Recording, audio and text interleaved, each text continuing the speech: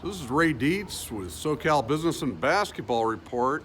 Tonight we're in Pittsburgh, Pennsylvania, kind of the Kashmir region of college basketball, where there's a lot of recruiting battles that take place, and we're here tonight to see Ethan Morton. We just saw him play a game. Ethan is a recruit that's going to Purdue University next year, a heavily recruited player from the Pittsburgh area, and of course Purdue has significance. There's interest in Southern California, as John Wooden played at Purdue University, and also former UCLA coach Steve Lavin coached at Purdue University. I refer to it as Kashmir, is in over in by India, Pakistan, and China also kind of contests the area. In the spring in the Kashmir region, there's always a lot of fighting, and likewise with some of the recruits here, you have a convergence where the Big Ten is nearby now with Penn State University. You have the ACC in town in Pittsburgh with Pittsburgh. West Virginia University is nearby, the Big 12. So there's a lot going on in this region over the last 5 to 10 years. And historically, you had Pitt was in the Big East Conference, and they would get a lot of local kids to play at Pitt, and they could reach into Akron, Ohio, and get a guy like Jerome Lane to come over and play here where it's not too far. And I remember back years ago, there were a couple of pretty good guards. Sean Miller was a local guy that went to Pitt, and then Dante Calabria was a local guy that went to the University of North Carolina. So in that case, the Big East got one of the two. And in the short term, I think the Big East can handle things short term, where you think it's a couple of recent guards from this Pittsburgh area. Robbie Carmody went to Notre Dame, an attacking, driving player. And then this year, Ethan Morton, and by the way, Robbie, he blew his ACL out this year in his sophomore year. It looks like he'll get a red shirt. He was hurt last year as well. He may get a 6-year at Notre Dame, and we'll see on that through time. But Ethan Morton here, he's going to the Big Ten. So there's two players from this region that the Big East did not get. And as I say, you can deal with that short term, where a guy like Kamar Baldwin goes from Georgia up to Butler. So there, you make up for it. But long term, I think it could hurt the Big East by not being in this region. And Duquesne University nearby here in Pittsburgh could be a very good option. Seems pretty clear to be a good option for the Big East Conference to get in this region, to have a beachhead where they can recruit. So we'll see what happens in coming years. And in the Big East, when we talked about the Big East Conference last year, they did take some action after that by bringing UConn in. And that situation really hits at the kind of guts the American Athletic Conference, as they lost Mick Cronin, went from Cincinnati to UCLA. And then with UConn going to the Big East, the AAC becomes top-heavy in quality coaches, and it helps the Big East in the short term as well. So I mentioned John Wooden played at Purdue University, and a lot of people don't realize he was the first 3-time All-American, and he was actually the Player of the Year in college basketball, and that was in 1932. And so he was a tremendous player. And then he, of course, went on and won 10 national championships at UCLA. So it seems like a lot of people in Southern California are curious about happenings at Purdue. And Purdue's getting a good ball player in Ethan Morton next year. Not an explosive, dominant athlete, but a guy that makes the right play, that's in the 6'5" area. Not a point guard, but he seems to kind of quarterback the activity of the offense, makes the right play, the hockey assist.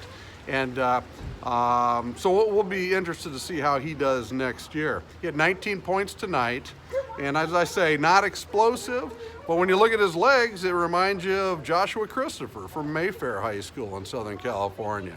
Those big legs, usually those guys don't get hurt as much. And again, we'll see how it goes next year. From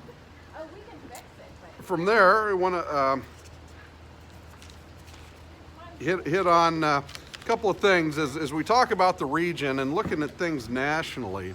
And it's surprising. As a kid, I would have thought that the best area in terms of the top teams in college basketball historically had been from the East Coast. But if you look at over the last so many years, say go back to 1939, and you look at who won the NCAA championship and who the runner-up was. The reason I don't say Final Four teams, usually there's a Final Four team that's kind of happy to be there, and they don't necessarily have a chance to win the title. But obviously in the final game, the winner and the loser, both teams had a good chance to win the national championship. And if you look at that, to break this down, look at California and 3 other states, or any other 4 continuous states in the country. Indiana, Ohio, Michigan, and Kentucky is the top area in the country for first and second place finishes in the NCAA. And back to 1939, Ohio has 9 teams that finished first or second. Indiana had 10 teams, Michigan had 10, and Kentucky had 15 first or second place finishes. So that gives you 44 total with those states. And I did not even, I didn't do a combination that included Illinois or Wisconsin. Both of those states had 4 first or place finishes, which that stacks up pretty well with any other state in the rest of the country as well, aside for a couple of them. The Mid-Atlantic area, their top combination would be North Carolina with 22 first or second place finishes, Tennessee with 2, Virginia with 1, and then you'd put the DC area, because that would be Georgetown, with 4. That gives you a total of 29. If you took DC out and you put West Virginia in there instead, West Virginia had 1, that would give you 26. So the next closest 4-state combination of first and second place finishes around the country would be the Mid-Atlantic area, including DC, giving you 29, so 29 to 44. If we go out west, California has 18 first and second place finishes, Oregon has 1, Arizona has 2, Washington has 3, gives you a total of 24. In the Plain States, you got Kansas with 10 first or second place finishes, Oklahoma with 5, Texas with 5, and Arkansas with 1 first or second place finish. The Razorbacks, of course. That gives you 21 first or second place finishes. And then if you do a mismatch to include Florida that has 5, Georgia with 1, Tennessee with 2, and Kentucky with 15, if you throw Kentucky in with those guys, which is more like their SEC conference, that only gives you 23. So I'm not going to analyze exactly what it is, but something's going on in Ohio, Michigan, Kentucky, and Indiana.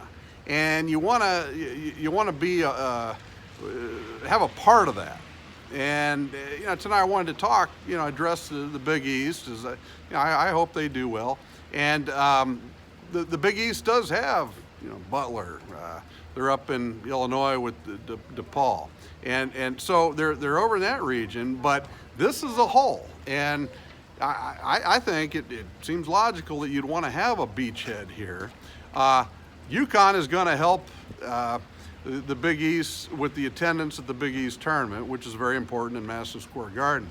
Now, would Duquesne do a lot there? Maybe not initially, but I don't think it would hurt. It's not terribly far here in Pittsburgh. And you go back in time, where the former South Florida head coach Orlando Antigua, who's the assistant at Illinois now, played with the Gauchos in New York City. He came over here. He had another teammate that played with Pitt. So there's access to the East Coast for some of those guys, and instead of them going to Kentucky or somewhere from New York, gives another option here for a different area. And then these local kids. Danny Fortson went to Cincinnati. He was from Pittsburgh. So I think that the being able to tell the kids that they could play a home game if it's an in-conference school somewhere else within the Big East that's recruiting a kid. It gives you an opportunity to say, hey, you got a game at Duquesne where your friends and family can come see. I think that could be helpful. So, it's clear the Midwest fosters very good basketball. And if you break down, 3 categories that are important for a member team in a conference, you want TV markets, which Pittsburgh could be helpful there. You want a fan base at the gate. Duquesne may not be great at that initially, but I think through time you can build that. You develop that, of course. And then you need a beachhead for recruiting. And that's the one that most people forget about. And I think Duquesne would bring that to the Big East. I think Ethan Morton kind of symbolizes that cashmere analogy I gave you on the front end. And let's for a second here look at who recruited him. And nearby here, West Virginia offered him a Big 12 school. Nearby ACC, Pittsburgh, Virginia offered Ethan Morton as well. Big 10 schools, Penn State, Ohio State, Iowa, Indiana, Michigan, Wisconsin, Northwestern, and Purdue. From the Pac-12, who wouldn't have as good of a chance here, Stanford and Oregon offered him. From the SEC, Vanderbilt offered him. And of course, Duquesne locally offered him. And then from the Big East, Marquette, Creighton, and Butler offered Ethan Morton. So the Big East was not successful in recruiting this individual player. And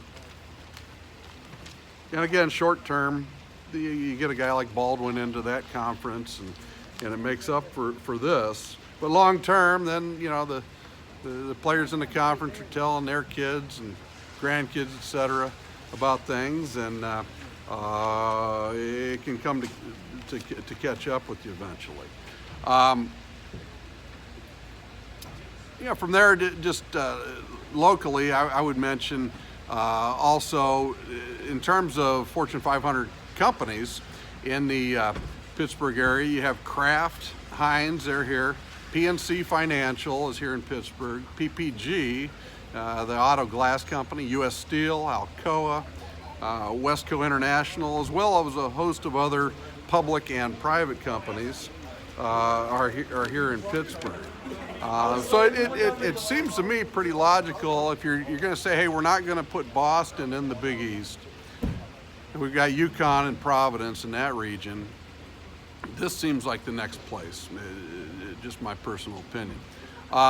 In the game tonight here with Ethan, Butler won the game. They had 70. North Hills is the team they played. We're at North Hills High School. They had 50, and Ethan scored 19 points. North Hills, I guess they have pretty good football historically. LeVar Arrington played at Penn State, played here, and they were the 1987 USA Today national champions in high school football. So they started the game pretty well. They did well in the first half, and then Butler just kind of put the pedal to the metal in the second half and had a string of pretty good play there and just took over the ball game, but they were down early. So, and again, Ethan, not a explosive athlete, but makes the right play. Physically, his legs, I mean, he's got this, I don't know that he's going to have the leg injuries because he looks like he's pretty sturdy. And not a point guard, but some people call him a combo guard because he's kind of in the pivot in the center of the foul line. He catches the ball, makes quick passes, and he's not looking to score first. I'd say there were 2 times tonight I saw him where he was looking to score. And so he gets that 19 naturally and is a team player. So we'll be interested to see him moving forward. That's it for this week. We'll be back in Southern California next weekend with an exciting string of games next weekend. You're not going to want to miss it because we're going to have a lot to say next week about some of the best players in Southern California. So thanks again for joining us. Have a great weekend, and we'll talk to you soon.